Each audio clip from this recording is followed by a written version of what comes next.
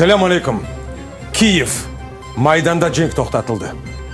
En esası parlament işe kirişti. Çalışıp başladı. Al-hazırda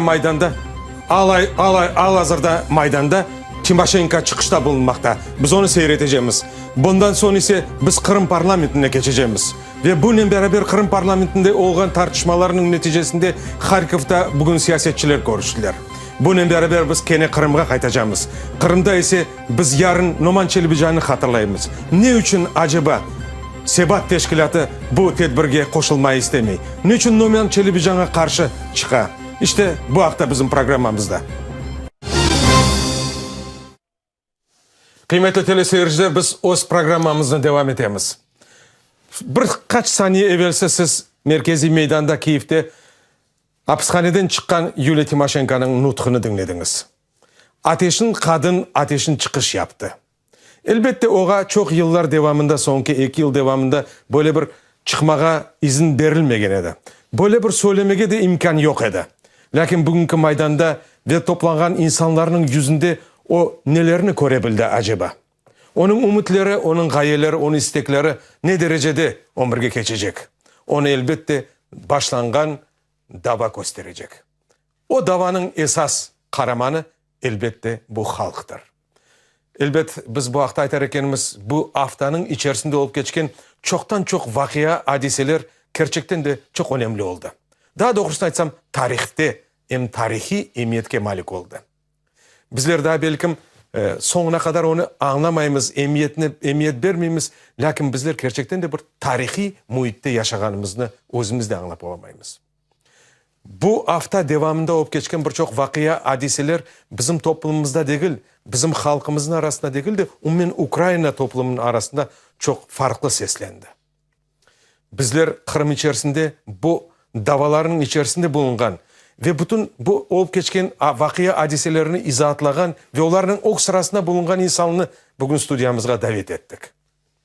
Refat Ağa Çubarov, Kırım Tatar Milli Meclisi'nin reisi. Kırım parlamentinin deputatı. İşte sizge malum olganı gibi bu haftadaki parlament tartışmalarının içerisinde yekane çıkan ve bütün bizim parlamentin içerisinde öz fikir ve izahatlarını tarafdarı olgan ve onlarını tasdiklamaya isteyen insanlardan yekane Refat Ağa. Refat Ağa, siz bugün bu vakıyalara kıymet keser ekensiz. Sizin noktayı nazarınız değişti mi? Gerçekten de etrafımız çok karışık şimdi, karıştı. Ama Allah'a şükür adım adım yapkan ve gelen bu yenilikler ya denişmeler böyle bir pozitif denişmeleri oşay ve dün otogun olgan çok böyle rahatsızlarımız, korkunçlarımız endi azlaştı Ukrayna'da. Evet, onun için bu olgan bugündeki birinciden bugündeki sonki algan kararlar Ukrayna devletine ve o sebepten Ukrayna devletin sınırlarında yaşayan hepsine ve bizim milletimize yeni bir şans böyle açabilir. Bu şansını kullanmak için bize şimdi çok düşünmeye gerek. Siz çok düşünmeye gerek dediniz. Belki endi milletimizge birdemlikle bazı bir hareketlerini, farklı hareketler yapmak gerek. Keliniz bugün parlamentte olup geçken vakıyalarını takip edeyik. Bizim jurnalistimiz Anvar Bey Derkaç bizge levha hazırladı. Keliniz Ukrayna parlamentinden bu levhanı seyredeyik. Buyurunuz. К началу заседания Рады в президиуме не было ни председателя парламента Владимира Рыбака, ни его первого заместителя Игоря Колетника. Вице-спикер Руслан Кашулинский открыл заседание и сообщил о заявлении Рыбака, который попросил об отставке. Голова Верховної Ради Рибак Володимир Васильович написав заяву у зв'язку з хворобою і лікуванням.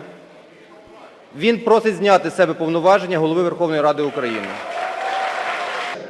Вице-спикер периодически объявлял о выходе депутатов из партии регионов. Без председателя Рада оставалось недолго. После короткого обсуждения выдвинули 2 кандидатуры – Петр Порошенко и глава Политсовета Батькивщины Александр Турчинов. Порошенко снял свою кандидатуру, а за Турчинова проголосовали 288 депутатов. Ситуация вызвала беспокойство у соратников Виктора Януковича. Представитель президента в Раде Юрий Мирошниченко заявил, что игнорирование его однопартийцев при принятии решений парламента может угрожать единству страны.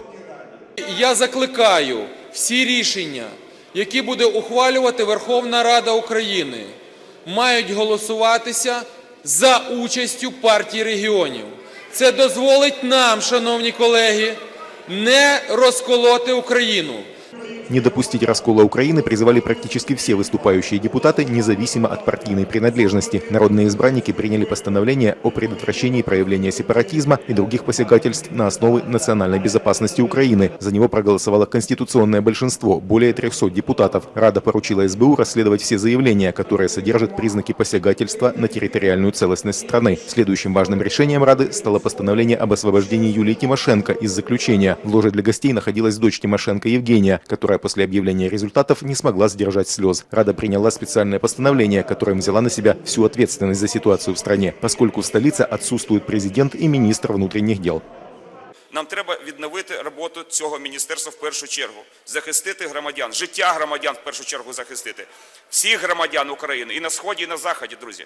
Тому я попросив керівників фракції і депутатських груп зараз висловити з цього питання. Бютовец Арсен Аваков был назначен временно исполняющим обязанности министра внутренних дел. Депутаты выразили недоверие генпрокурору Виктору Пшонке. Это решение вступит в силу после того, как его одобрит действующий президент страны. Но главным решением сегодняшнего дня стало голосование о возвращении страны к Конституции 2004 года. İşte biz ko'rgan levhada Refat ağa elbette parlamentte bir çalışmak için endi eski konstitutsiya 2004 senesinin konstitutsiyasına qaytıldı. İşte endi bazı bir silahlı kuvvetler, yani bu ministerlikler, SBU olsun, İçki İşler İdaresi olsun, nazırlık olsun, onlar tayinlendi. İşte endi onlar ne derecede vekaletli olacak ve onların çalışmaları regionlarda nasıl belirlenecek? Mesela Kırım'da. Bakınız, bugün aslında bu saat eklenecek böyle Ukrayna'nın içinde çok büyük böyle bir riskolar var idi, ya böyle rahatsızlar var idi. Çünkü aslında gün devamında dersin ki böyle bir siyasi bir tereze gibi bir olaylar bir tarafına geliyor, bu tereze bu tarafa düşüyor, bu tarafa son düşüyor. Bu risk olganların sebebi aynı bugün Kharkiv şehrinde bu Ukrayna'nın doğulu ve Kırım'daki deputatların bir kısımları toplanıp onda bilgili bir hareketler yapacak ediler. Refat ağa, biz bu Kharkiv'le bağlı ayrı bir levhamız var. Tamam. Men şimdi o levhaga qaytmayacağım. Lakin bizde bu parlament hakkında aytar ekenimiz Kiyev'deki meydandaki olup geçken vakiyaların şimdi takip ettik biz teleseyircilerimizden beraber. Bununla beraber bugün faallik gösterip kun devamında zamanını mahsus yayımlarıma çıkışta bulungan Osman Bey çıkmak gerek edi. Lakin şimdilik daha Osman Bey'in bağımız yoktur. Lakin çıktı, biz onu devam ederek. Lakin Refat ağa, men şimdi aytmak isteyeyim. Bu parlamentte kabul edilen kararlar ne derecede bunlar ömürge geçecek ve gerçekleşecek? Bu o kadar böyle çabuk ya tez kabul edildiği çok doğru ve yerinde oldu. Yani acele şekilde. Çünkü bakınız burada şimdi söze çıktığı vakit bu regionlar firkasının temsilcisi Yuri Miroshnichenko dedi ki aşıkmanız bizim firkamızın deputatları da koşulsunlar. Çünkü vakitini tıkaran uzatmağa istedi. Eğer öyle olsaydı da Allah bile ne olabilirdi bugün. Onun için bir ardından gerekli kanunlar. Birinciden bu iç işleri ya da militsiya polisin müdürünü değiştirdiler. Bu çok doğru yapıldı. Ondan sonra bu SBU, son bu orduların ya da Ministerstvo Obrony ve savcı ya da prokuror, baş prokurorun onlarını değiştirmeseler de ama onlara kontrol eden milletvekillerinden insanları tasdikladılar ve onlar şimdi onları koluna alacaklar. Ondan da başka bakınız, Cumhurbaşkanı ya da Prezident ona vakitnecek tikmediler. Onun için bir türlü karar almadılar. Ama nasıl o bir interview verdi ve dedi ki oradaki parlamento kabul etken kanunları ben tanımayacağım. Orada milletvekilleri de girdi, tamam. Refat ağa, ben aytmak isteyenim. İşte bu prezidentin bugün gün devamında iş bir yerde onu kıdırdılar, aradılar, gitti dediler, Kharkiv'ga gitti dediler, Saudiya Krallığına bir yerde uçaklar kondu dediler. Lakin bizim programımızda kıskadan prezidentin beyanatın vermezden evvel men Kharkiv'ga qaytmak isteyim. Kharkiv'da olup geçken bu toplaşu hakkında aytmak isteyim. İşte keliniz bu Kharkiv'deki olup geçken bazı şeylerini noktalayık. Da.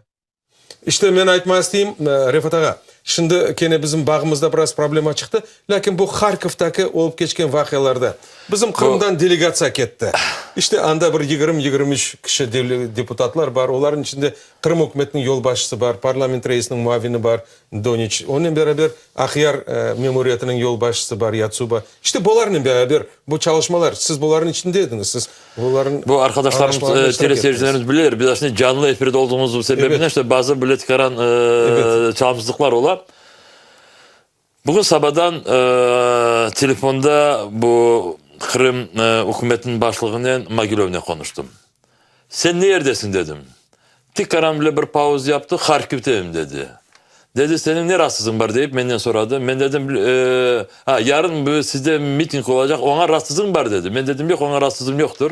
Siz orada ne yapacaksınız dedim. Diyor dedi işte burada biliyorsun toplantı var dedim. Ama dedim sen bana söyle ki oradaki algan kararlarınız Kırım'a ne getirecek? Ya da siz orada algan bu bilmeyin başka devletlerge çağırıp alsanız o vakit buradaki başka devletlerin askerleri yollara çıkacak mı, çıkacak? Yok çıkmaz, öyle olmaz dedi. Diyeceğim bizler bugün sabahdan birbirlerimizi gözleyik. Kırım'ın bazı deputatlar değil de bilgili deputatları böyle bir kısmı Harkiv'de ve oraya başka vilayetlerden de toplandılar. Onların planlarında Rusya'nın emrini yerine getirmekeydi. Ama biz de belki çok bilmegen sebeplerden bunu onlar becermediler. Bunu becermediler ve Allah'a şükür bu Ukrayna'nın bu dolu taraflarında ya da Kırım'da böyle bir yeni davalar başlanmadı. Çünkü ama sabahcıkta bakarak inşallah hepsi yaxşı olabilir. İnşallah. Rusya açıktan açık bile burada kendi parmaklarının bu iç işlerine girmedi. Ama ne olsa da Harkiv'de Ukrayna'nı parçalamak için böyle hareketler alıp barıldı. Ve bilmeyeyim onların neticeleri çok olmayacak gibi görünüyor. Çünkü Kiev'deki parlament kabul etken kanunlara göre nasıl olsa da buradaki hakimiyet hem Harkiv'e baka hem Kiev'e baka ama Kiev'inki baskan gibi görünüyor ve şimdi onlar Kiev'e kulak asmağa mecburlar. İşte buna biz şimdi görüntünü alamız. Buna Harkiv'de olup geçken bu toplaşmada Cenubi Şark regionları Ukrayna'nın vekilleri geldiler anda bütün bölgelerden deputatlarla beraber yol başçılar geldiler. Onların içerisinde hem Kırım'dan bizim temsilcilerimiz var. Onlar sözge çıktılar, ayttılar, çıkışta bulundular. Ben aytmak isteyeyim ki Refat Ağa bununla beraber prezident de belki mandadır. Belki o da katılmak isteyendir. Bizde şimdi bu meseleyi kaytmazdan evvel bizde Osman Paşayev'le beraber bağlantımız var. Geliniz Osman'ı dinleyik. Osman Bey. Merhabalar Osman Bey. Biz seni dinliyoruz. Osman senden eşitesin mi? Hayırlı akşamlar Şevket Ağa, hayırlı akşamlar Refat Ağa. Biz şimdi meydandamız. Meydanda 15 dakika evvelsi Yuliya Timoşenko'nun çıkışı bitti. Meydanda hala da yüz binlerce insan demek mümkün. Herkes heyecan yanında toplandı. Boş yer rıhbarıkta oldular Kırım Tatarcı. Şimdi bu dakikada Petr Poroshenko sahneden çıkışta bulunan ve Belarus Ukrayna'nın yanı nuskasını bildiriyor. Bu nuskada yanı konstitusiyona anayasanı kayıtması hakkında ilan edildi ve bütün yanı hükümet iştirakçılarının soy isimleri basıldı. Bunda toplanan millet bayağı heyecanla bu şeyini kabul eden Yuliya Timoşenko çıkış devamında engelliler arabacılığında oturaydı ve işandırdı ki meydandaki insanların bütün ihtiyaçlarını yerine getireceğinin garanti olacağını bildirdi ve bunun anlayınız ki Yuliya Timoşenko özünü prezident dep görediğini mümkün ileride. Daha sualleriniz olsa cevap vermeye hazırım. Stüdyo. Elbette pek çoktur. Lakin en esası şunu aytınız. Al hazırda şimdiki meydandaki vaziyet ve bu gerginlik umumen daha ne kadar devam edecek?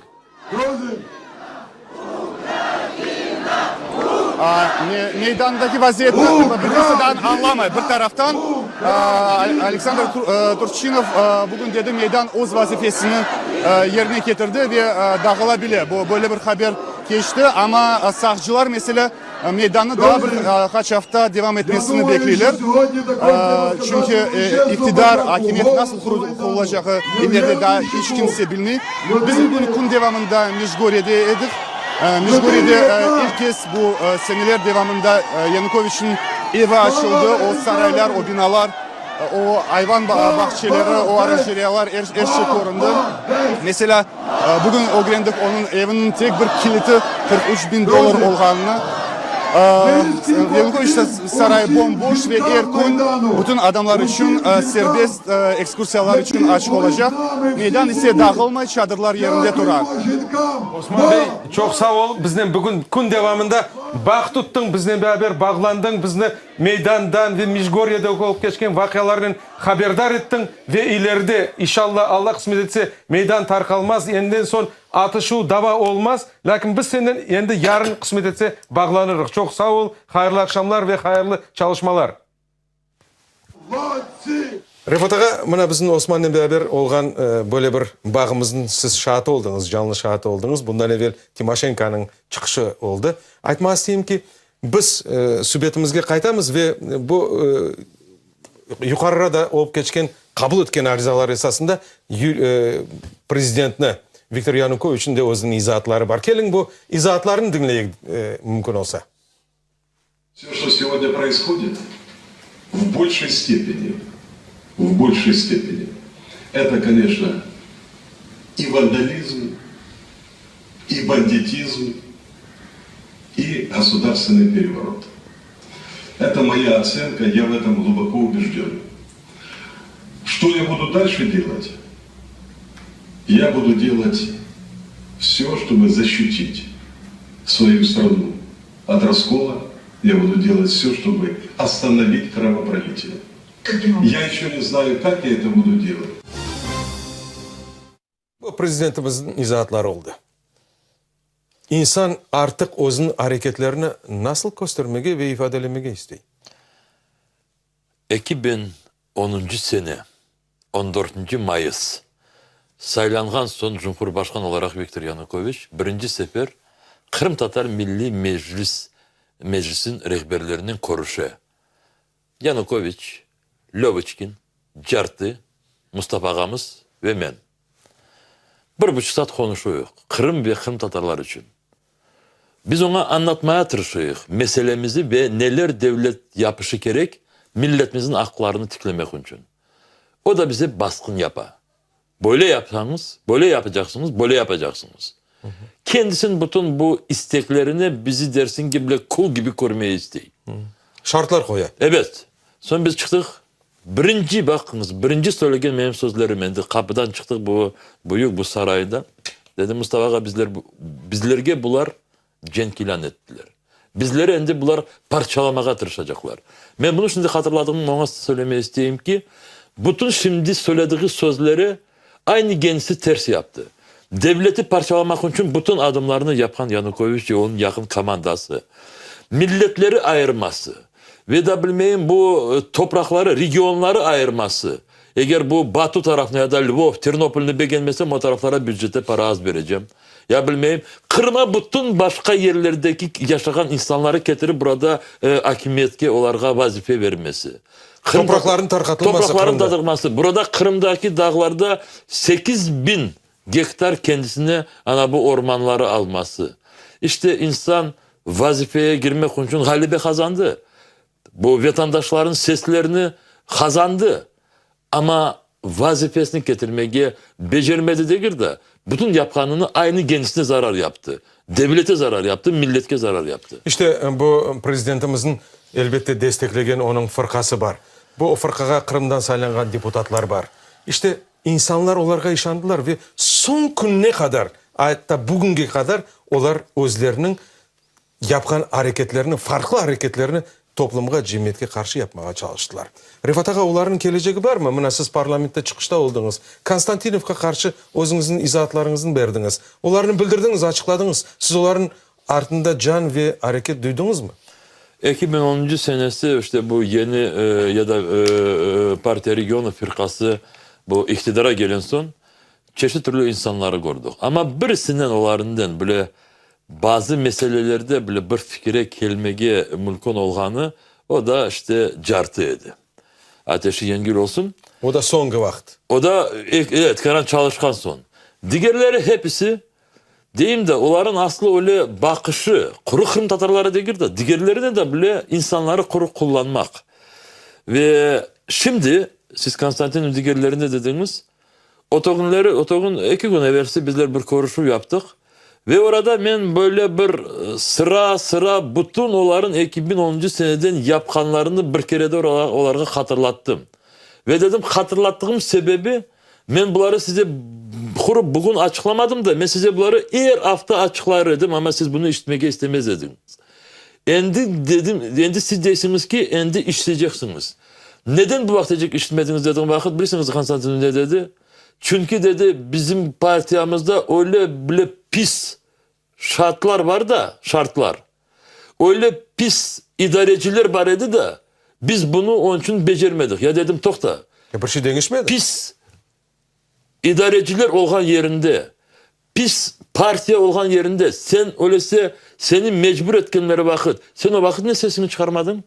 Bizleri hepimiz bu partiye böyle kendisine alıp varmasın. Çünkü burada kuru regionlar değil. Burada Kırım Tatar milleti var dediğimiz vakit sen ne betimize kuldun?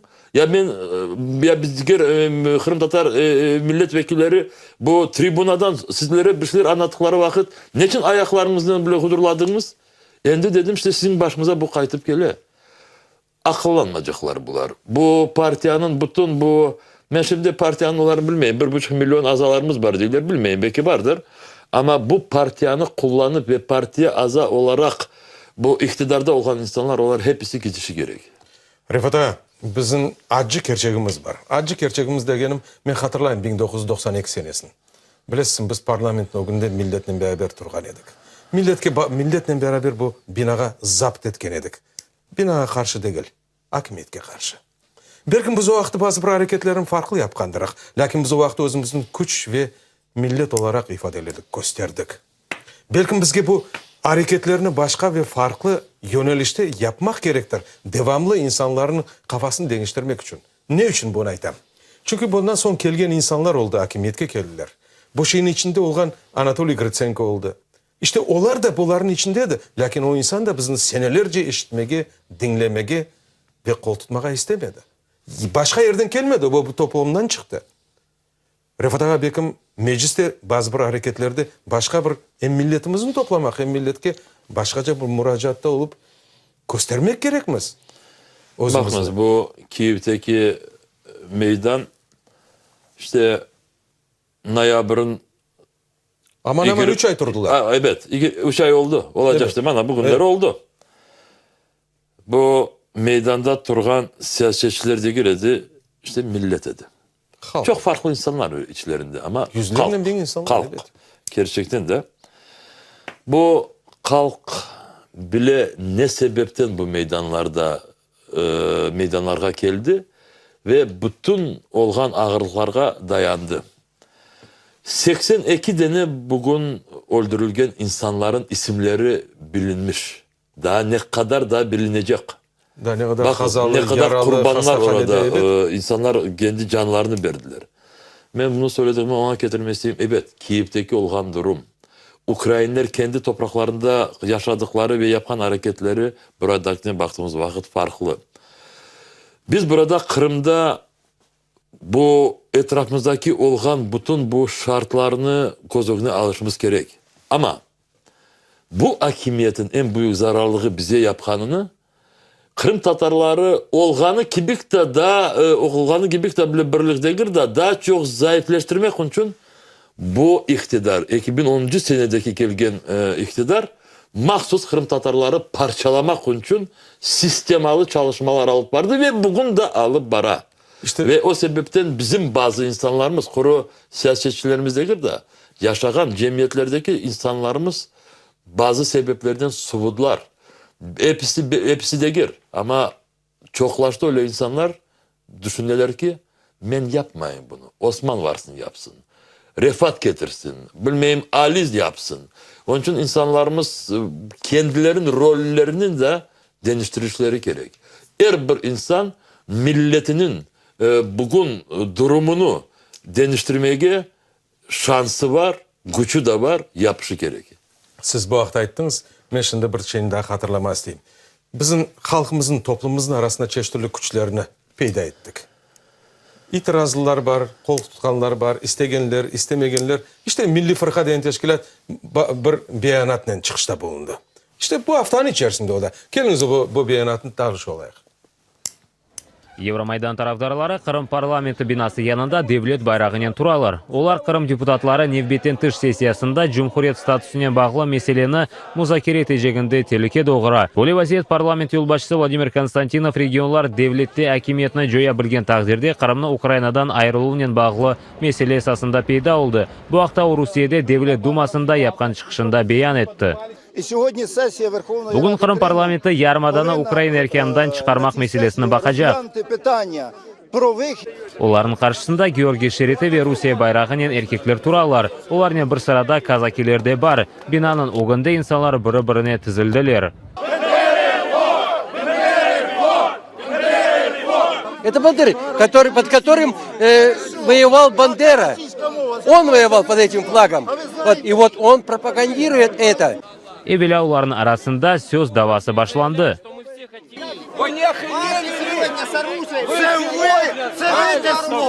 Sonra ise sırada тұрған erkekler Евромайдан tarafdarlarına karşı yol aldılar.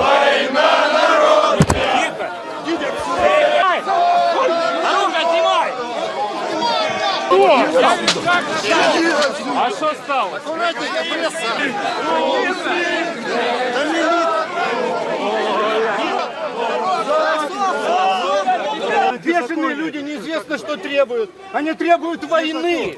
Они требуют Югославии. Что еще можно говорить? Про этих людей, посмотрите, у них на лице человеческого ничего нет. Militsiya tek tartışmadan son aralarına kırıştı. Евромайдан tarafdarları meydanı terk etmege mecbur oldular. Hakimiyet tarafdarları ve kazaklar kaldılar.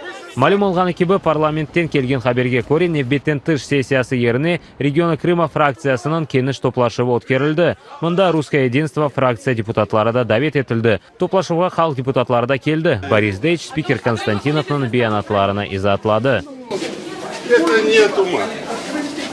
Toplaşuv taxminen 2 saat devam etdi. Telekameralarına ise көрсетмеге izin vermediler. Tek toplaşuvdan son bazı deputatlar izohlamaga razı oldular. Kun tertibine Kırım'ı Ukraynadan ayırmak mesele koyulmadı ve bakılmadı. Deputatlar da bu meseleni kotermedi. Herkesin bu meselede tinchlanganını isteyim.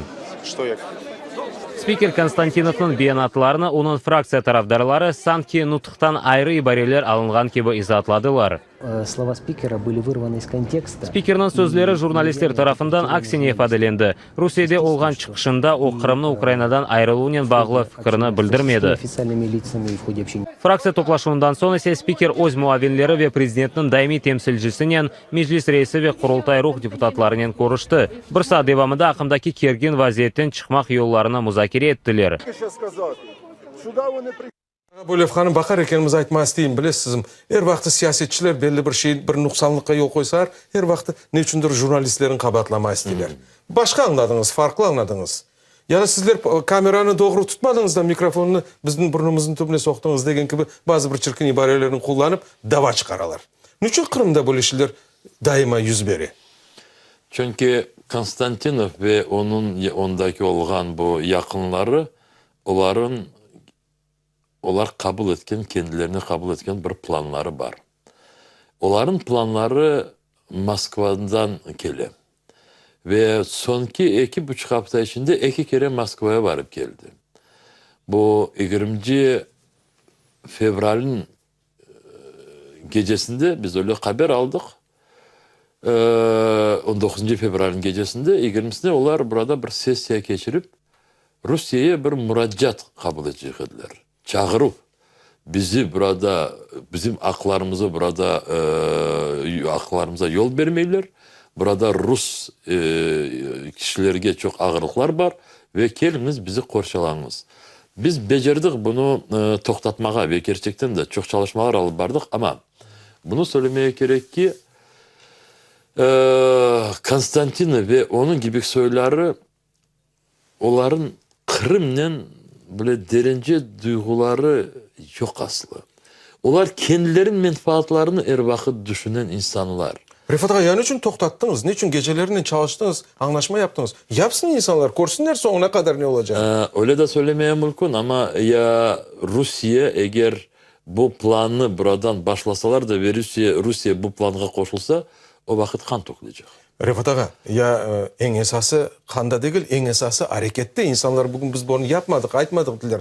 Konstantinov Moskva'ya gidip televizyon kanallarında açıktan açık konuşmalar yaptı. Biz o konuşmaların hepsini takip Mesela ettik. söyleyeyim ki, eğer bugünleri Konstantinov'u bile cezalamak için bilgili hareketler yapmasalar, yakın zamanda menimce belki ben yanlışım ama o Kırım'da yaşamaz.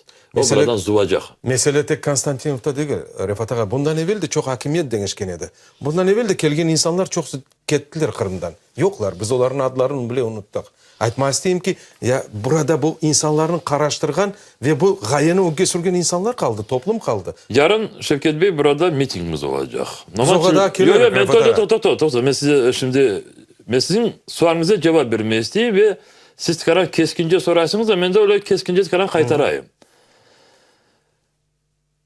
Konstantinov ve onun gibi insanlar bizim yukarı şuramızda %80 ya 85. Onları da burada onların taraftarları sayladılar. Ama kuru o sebepten değil bunlar çok olganları. Böyle namussuz insanlar.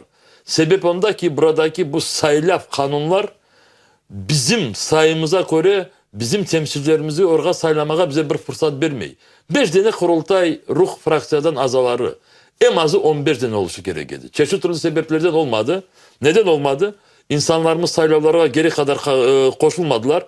Ya da bu sistem, majoriter sisteması bize hiç bir türlü şans vermeyi. Bizim yarın esas sorunlarımızdan, isteklerimizden birisi bu yukarı şura istifa etişi gerek. Rospus Verkhovny Rady. Ve yarın biz bu mitingde bu keskin sorunlarımızdan birisi olacak.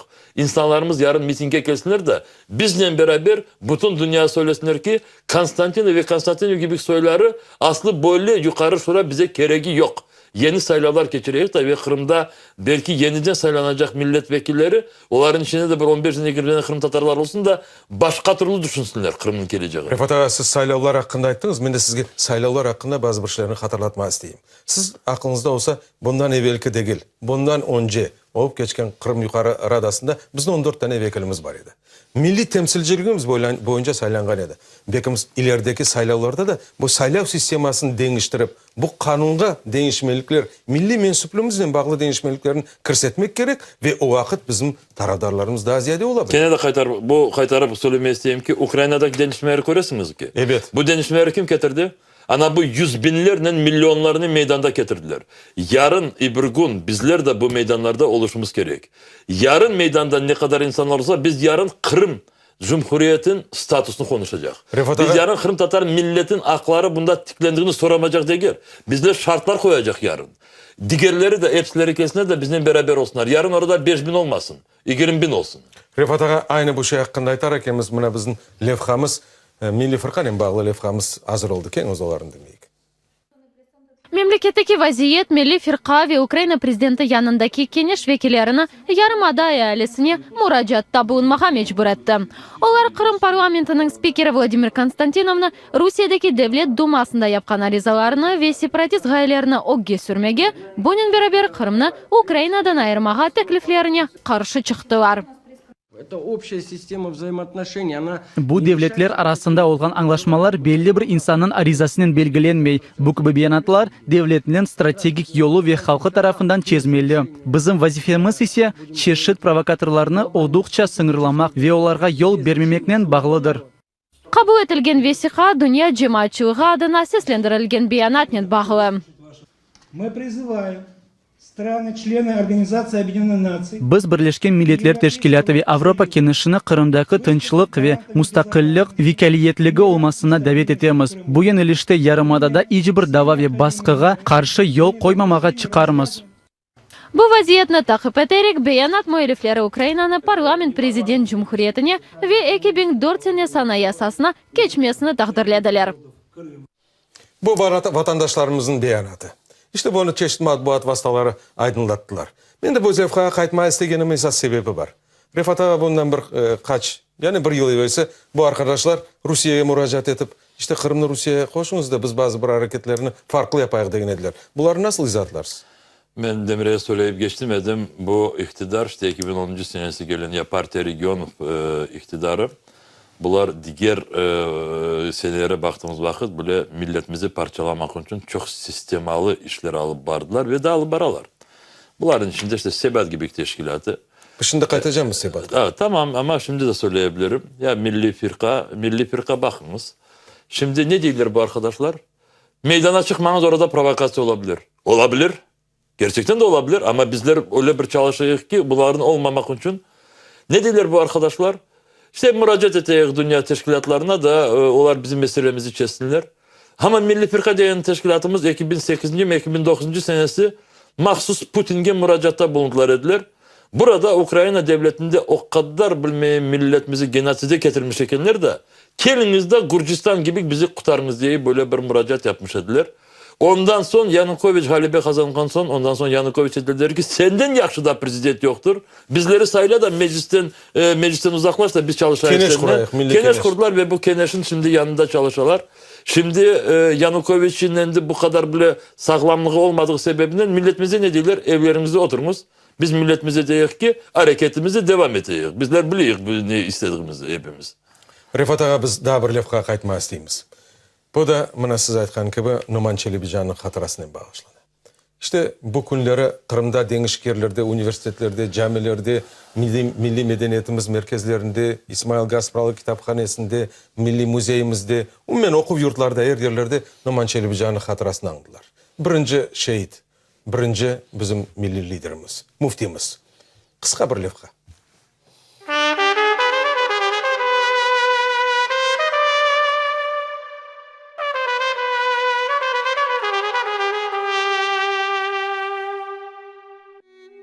Millet vazife muhaddestir. Millet uğrunda ölmek şereflerinin en büyüğü, en eğlisidir, dep aytkan edi Numan Çelebijan. Ant etkenmin, söz bergenmin, millet üçün ölmege şiirinin müellifi Numan Çelebijan antını yerine getirdi. 1918 senesi fevral 23 günü Ahyar'da öldürüldü. Antı ise milli marşı olup bugün her bir Kırım Tatarının öğrenecek birinci eserlerindendir.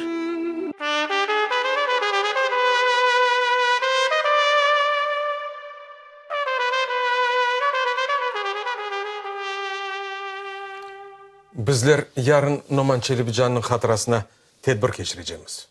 Bu tedbir Akyar'da başlanacak sabah saat 9'da. Ve saat 1'de Akmeç'te Merkezi Meydan'da devam edecek. Bütün milletimiz birdemlikle koşulacak. Lakin buna bir gün, iki gün kalganda, keçken iki güne verse, Sebat deyen cemiyet teşkilatı bir pres konferansı ötküzdü. İşte siz aytma istegeninizin kelinizden ne bakayım. Tamam. Buyurunuz.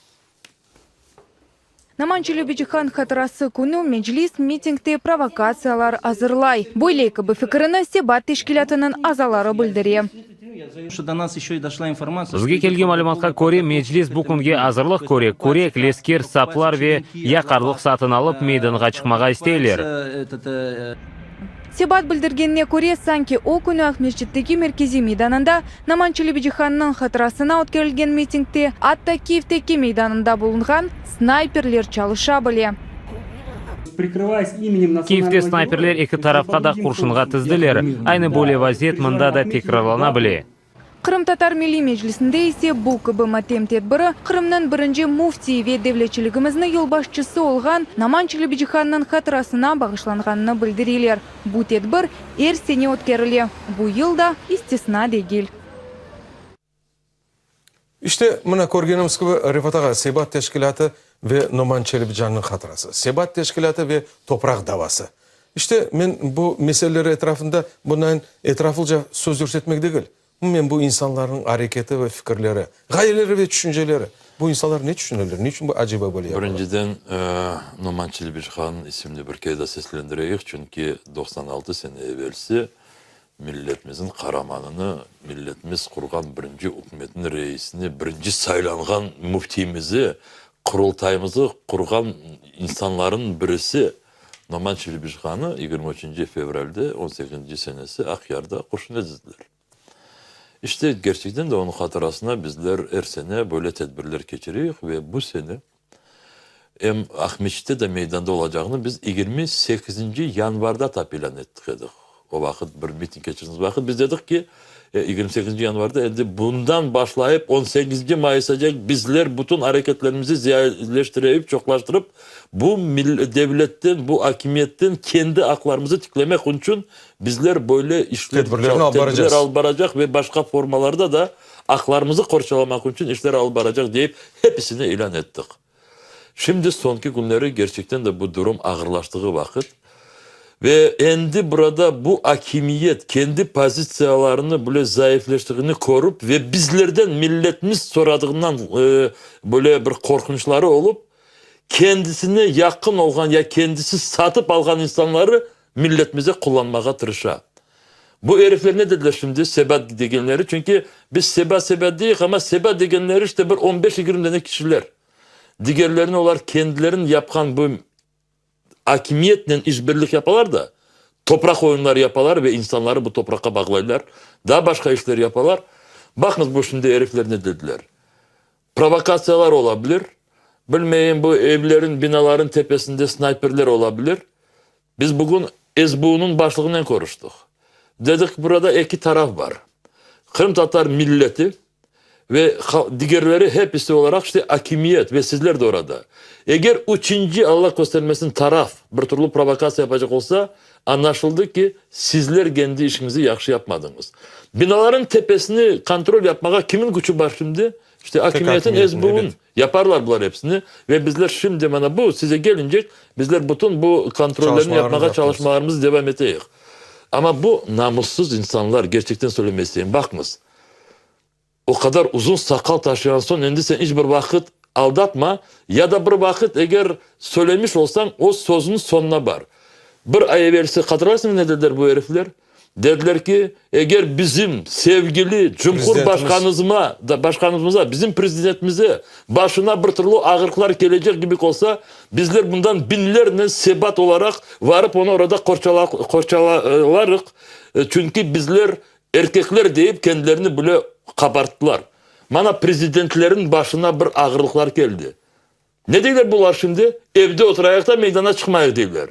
İşte böyle Müslümanlığını ya da bilmeyin böyle erkekliğini o kadar düşünmeye olabilir mi? Milletimiz olarak kendi böyle kıymetini keser. İnşallah. Ben daha bir mesele sizin dikkatinizin celp etmeye isteyeyim. Ve bizim teleseyircilerimizge. Adet üzere 21 fevral günü halkara ana tili günü olarak kaydedildi. Bizim televizyon, ATR televizyonumuz da yıllar devamında bu tedbirini teşkilatlandıra ve telemarafon olarak ötkeri. Bu sene de bu şeyini yaptık. Bu sene de bizim vatandaşlarımız çeşitli yerlerden, merkezlerden, rayonlardan, bölgelerden bağlandılar. İşte ben aytmak isteyeyim ki şimdi bizim lakırdımızın çerçevesinde bizim rejisörümüz bu görünüşlerini gösteriyor. Aytmak isteyeyim ki bu ATR televizyon kanalı vasıtasından yapılgan mahsus bu tedbir içerisinde bizge yüzden ziyade arkadaşlar koşuldular, telefon açtılar. Bunun beraber aytmak isteyeyim ki bizim misafirlerimiz oldu, 50'den ziyade misafirlerimiz oldu.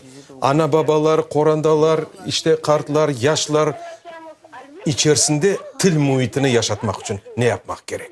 İşte onların teklifleri var, onların böyle bir düşünceleri var. Refat Ağa aytmak isteyeyim ki çok meraklı bir insanlarımız soңғы vakitleri Kırım Tatar tiline olgan hürmet ve saygını başkaca hissetip başladılar. Demek biz gururlanmağa imkan var. Demek tilimiz yaşayacak, tilimiz çalışacak, tilimiz inkişaf edecek.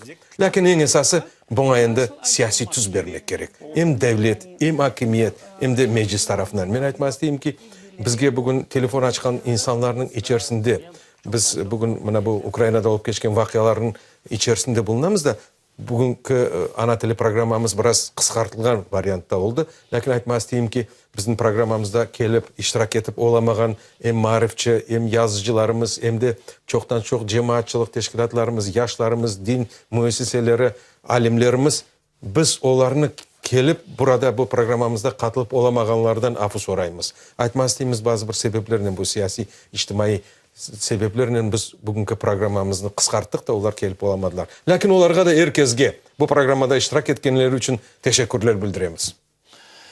Birinci ben de bunu söylemeye isteyeyim ki aslında birinciden bu sizin buradaki bütün çalışkan jurnalistlerge, hadimlerge, endi rehberlerinize, çünkü ATR telekanalı bütün bu son 2 seneleri her vakit ana tili konuğu, her vakit böyle bütün maratonlar geçirilir ve bunun neticesi de endi yavaş yavaş görülür.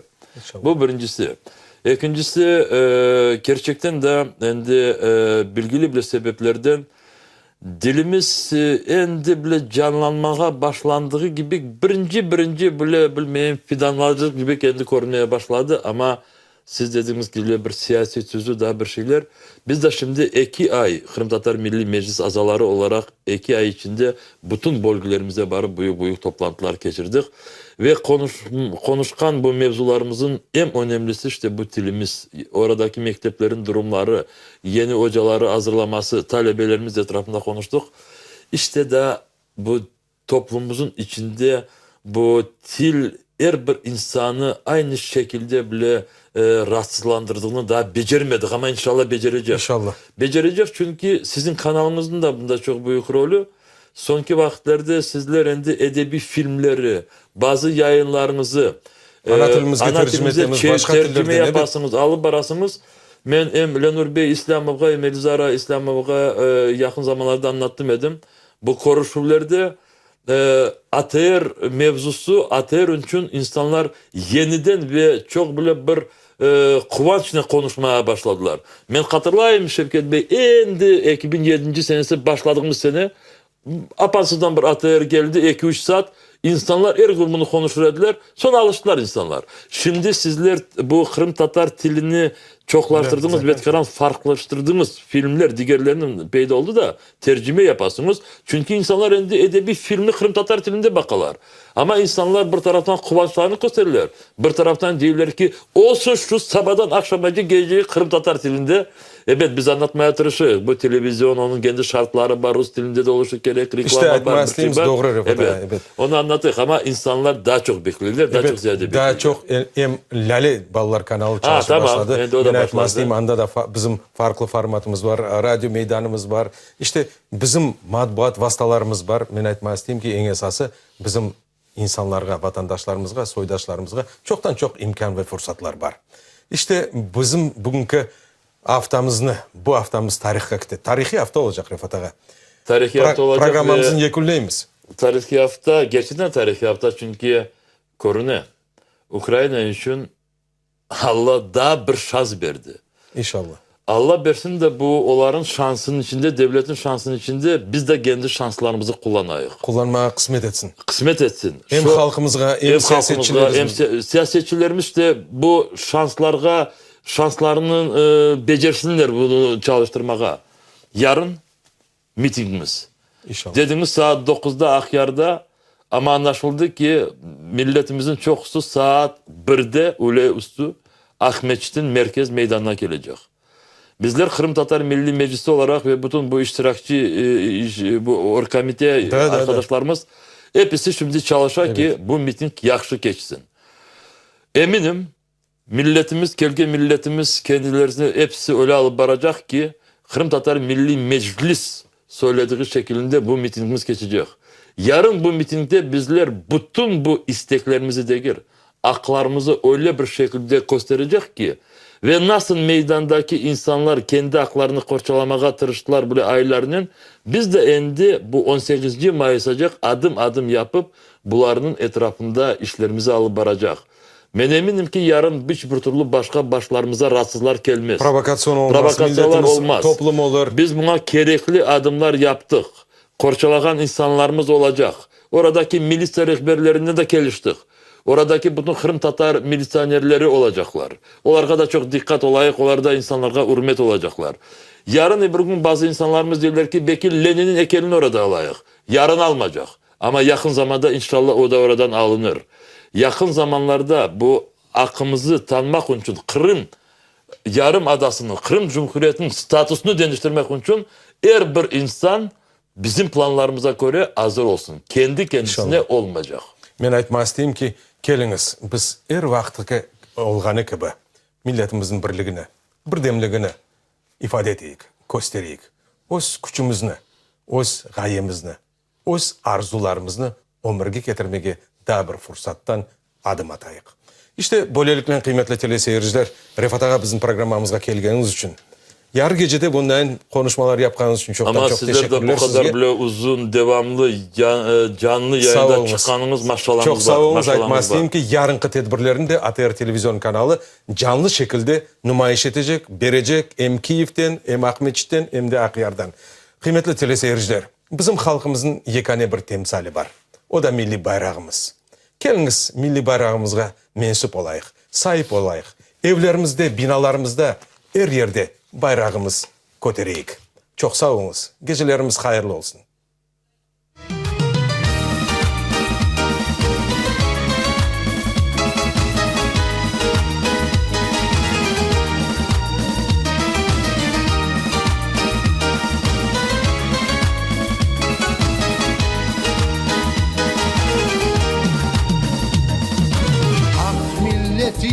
Ben senin balanım milletim, sen kısmetim, insafım benim ve kuvvetim.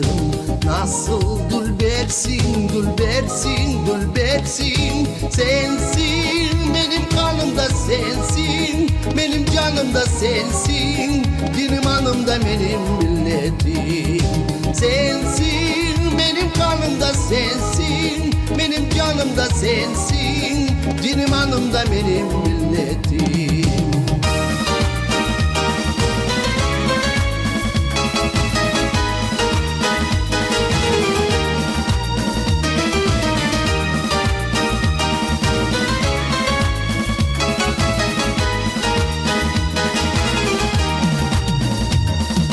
Ah milletim, def yürekli batır milletim, bin selamlar sana benim bitmez hürmetim.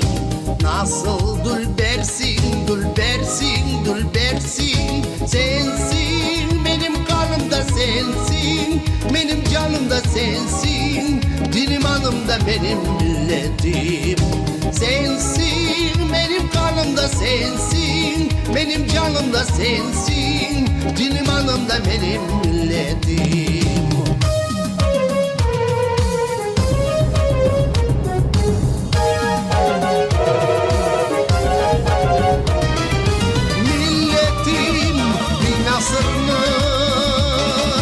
Sen tesbih gibi çekip geldin, Kırım Tatar uladığını sen bütün dünyada bildirdin.